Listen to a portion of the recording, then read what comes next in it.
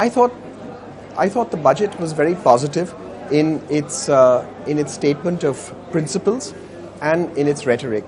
It provided a direction for how the government intends to go about things in these next few years. In particular, the principles relating to retroactive taxation, the principles relating to greater tax transparency for transfer pricing. These are all very sensible principles to hear. There were also some very valuable specifics. For example, how the principle in terms of transfer pricing would now extend for advance rulings on transfer pricing to domestic companies in addition to foreign companies and to public sector units. That's a very welcome move. I would have liked to hear more such specific proposals to lend greater credibility to the various principles that we heard in the budget. So, for example, when we heard a lot about manufacturing, I would have liked to have heard more on how that manufacturing vision, which we fully agree with in CI and I individually, how those principles would translate into actual policy action.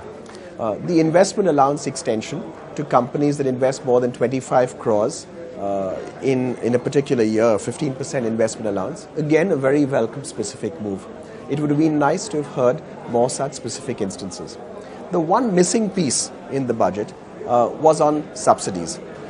In the economic survey that came out yesterday, there was a very sensible analysis that was done and an argument made about the need to move from the direct provision of subsidies, providing subsidies in kind, to providing cash transfers and then leaving it to individuals to decide how to spend the money that they had on whichever subsidies were being provided. This is a very sensible move. It's a move that is a potential game changer, not just in the efficiency with which subsidies are provided, but also in terms of being able to target people who are truly needy and not providing subsidies to people who don't need them. This very sensible analysis in the economic survey found no mention in the budget, and I think if there were some specifics again on how that approach of moving from subsidies in kind to cash transfers would happen, that would be very useful. I don't think we should expect from a particular budget a cure-all. We should not expect that a particular budget will end up meeting all the needs of the country and all the needs of the economy. That would be a quite unreasonable expectation.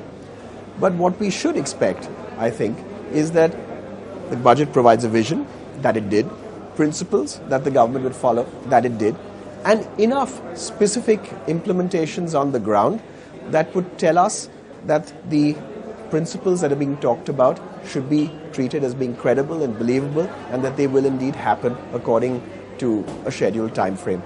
There, I think the budget was lacking.